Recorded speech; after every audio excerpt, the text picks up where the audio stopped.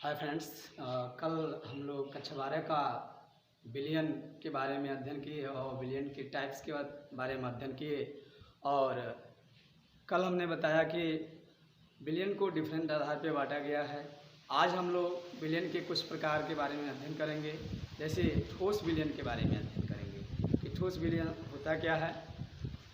अब जैसे आप लोग अपने घरों में कांसा का बर्तन भी देखते हैं, पीतल देखते हैं और इस्पात देखते हैं।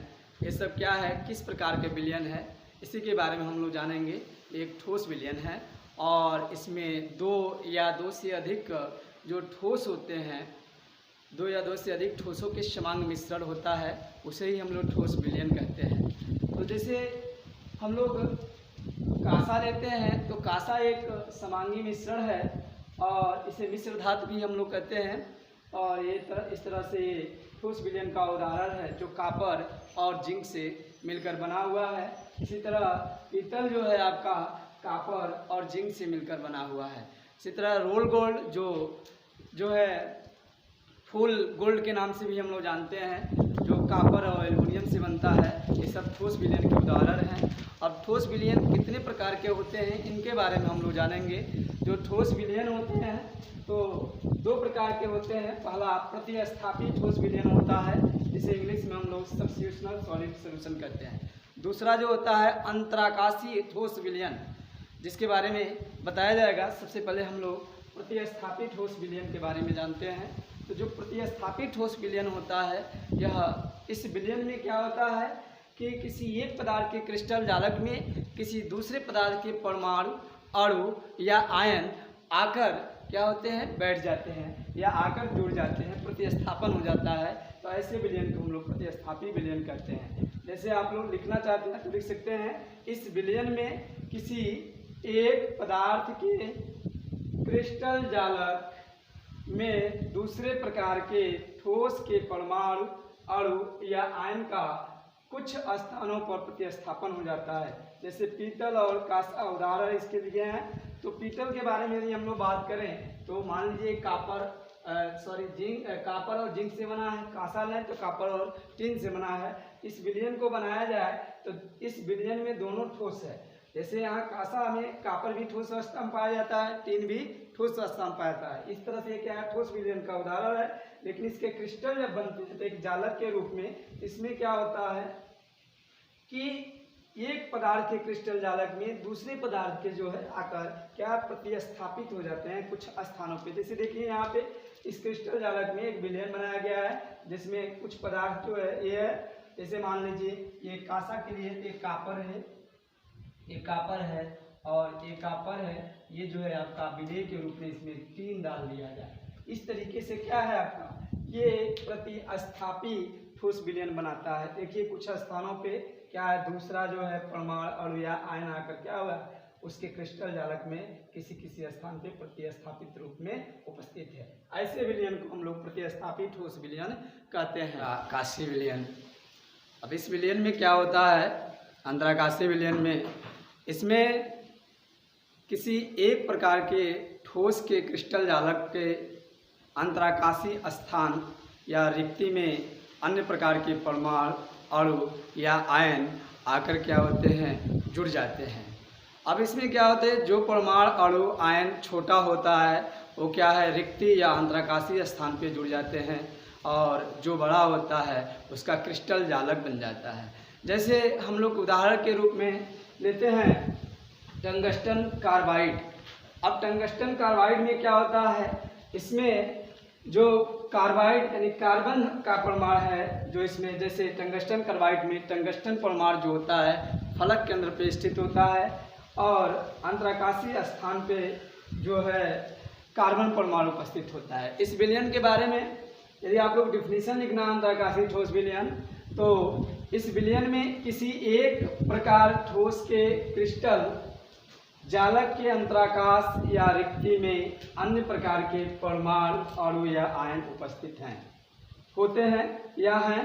टंगस्टन कार्बाइड के उदाहरण लेते हैं। जैसे यहाँ पे बनाया गया है, इसमें टंगस्टन के रूप में जो है आपका सॉल्वेंट की भांति कार्य करता है। टंगस्टन यानी W सॉल्वेंट की भांति यानी विलायक की भांति वर्क करता है, जबकि कार्बन जो है टंगस्टन की अपेक्षा इसकी आकार छोटा है, यानी ये जो विलेय की भांति कार्य करता है। और इनके जब क्रिस्टल यानी इनका जब विलयन बनता है, अंतराकाशीय ठोस विलयन बनता है, तो क्या होता है, इसके अंतराकाशीय ठोस विलयन जब टंगस्टन और कार्बाइड का बनता है तो FCC क्रिस्टल बनाता है, यानी फेस सेंटर क्यूबिक बनता है, फलक केंद्रित घनीय निबिड़ संकुलित होता है इसमें, और इसमें कार्बन परमाणु अंतराकाशीय स्थान पे आ जाते हैं। ये जो है आपका इस क्रिस्टल के जो ये भाग है ये अंतराकाशीय स्थान कहलाता है, ये अंतराकाशीय स्थान कहलाता है। ये सब क्या है, आपका कार्बन परमाणु यहाँ पे है, और ये जो है आपका जो है टंगस्टन परमाणु है। इस तरह से क्या है, आपका अंतराकाशीय ठोस विलयन का निर्माण होता है। विलेयता, विलेयता क्या होता है इसके बारे में हम लोग जानेंगे। सॉल्युबिलिटी, इसको हम लोग कहते हैं सॉल्युबिलिटी इंग्लिश में। तो इसमें एक निश्चित ताप होता है, जैसे मान लीजिए एक हम लोग यहाँ पे ऑपरेटर के तरीके से समझ रहे हैं, ये बर्तन हम लोग लेते हैं और इसके नीचे जो है हम लोग बर्नर लगा देते हैं, यहाँ बर्नर का उपयोग करते हैं। ये आपका बर्नर है, एक ऑपरेटर है, और एक ऑपरेटर में जो है हम लोग विलायक ले लेते हैं, कोई भी विलायक ले लेते हैं। माना विलायक आपका ये जल है जिसकी मात्रा जो है आपका 100 ग्राम है, 100 ग्राम है, और इसको जो है हम लोग हीट करते हैं एक निश्चित टेम्परेचर पे। मान लीजिए कि ये 100 ग्राम है, निश्चित टेम्परेचर मीन्स यदि 25 नहीं मान लीजिए 50 डिग्री सेल्सियस टेम्परेचर ऐसा बना लें हम लोग, और बनाने के बाद इसमें थर्मामीटर भी लगा दें, और उस समय कोई विलेय पदार्थ इसमें हम लोग क्या है घोल रहे हैं, घोलते हैं, विलीन करते हैं। तो विलेय पदार्थ धीरे धीरे हम लोग ऐसे कोई विलेय पदार्थ जो है डालेंगे, और धीरे धीरे डालते डालते जो है विलेय पदार्थ, माना कि 50 डिग्री सेल्सियस पे 100 ग्राम जल में 25 ग्राम जो है यदि हम लोग चीनी घोल दें, 25 ग्राम चीनी घुलता है, तो उस चीनी की विलेयता जो होती है 25 ग्राम होगी, 25 ग्राम होगी। इसका मतलब ये चीनी जो है 25 ग्राम से अधिक नहीं घुल सकेगा। तो एग्जाम्पल के रूप में यदि हम लोग बात किए हैं, यानी जल का 100 ग्राम मात्रा में 50 डिग्री सेल्सियस पे यदि हम लोग कोई भी विलेय ले घोलते हैं, 25 ग्राम से अधिक अगर घोलने पर धीरे धीरे उसके क्रिस्टल नीचे बैठने लगता है। तो इस तरह से जितनी मात्रा, अधिकतम मात्रा जितनी विलेय का किसी 100 ग्राम विलायक में निश्चित टेम्परेचर पे, निश्चित तापमान पे घुलता है, उस विलेय की वह विलेयता कहलाता है। जैसे परिभाषा में लिखना चाहते हैं, विलेयता निश्चित ताप पर 100 ग्राम विलायक में घुले यानी विलीन विलेय की अधिकतम मात्रा को उसकी विलेयता कहते हैं। तो उसकी मतलब विलेय की यानी सॉल्यूट की विलेयता वह कहलाता है। तो इस तरीके से इस विलेयता के आधार पर हम लोग विलयन को बांटेंगे, विलेयता के आधार पर विलयन को बांटेंगे। तो विलेयता के आधार पर विलयन का वर्गीकरण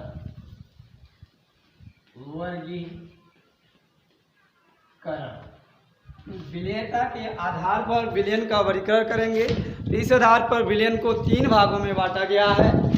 पहला संतृप्त विलयन,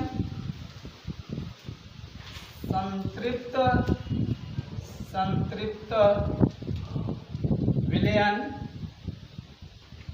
विलयन जिसको हम लोग सेचुरेटेड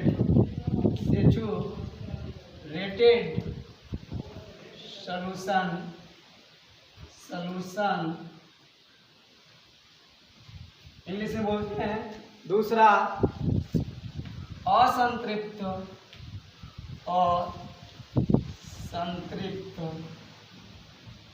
विलयन जिसे हम लोग अनसैचुरेटेड अनसैचुरेटेड सॉल्यूशन बोलते हैं। तीसरा अति संतृप्त विलयन, अति संतृप्त विलयन अति संतृप्त